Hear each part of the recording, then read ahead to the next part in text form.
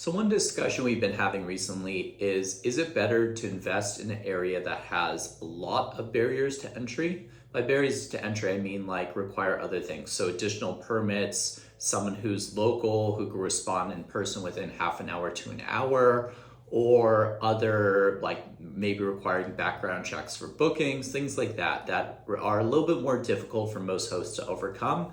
And then basically make it less saturated of a market for hosting? Or do you invest in an area that has very little or no barriers to entry so that anyone can enter and super easy? This is a great question. We've been asking ourselves this a lot recently, looking at the markets we're in, the barriers to entry in those markets, and the other markets we're interested in, and the barriers to entry in those. And really doing a comparison of what is better.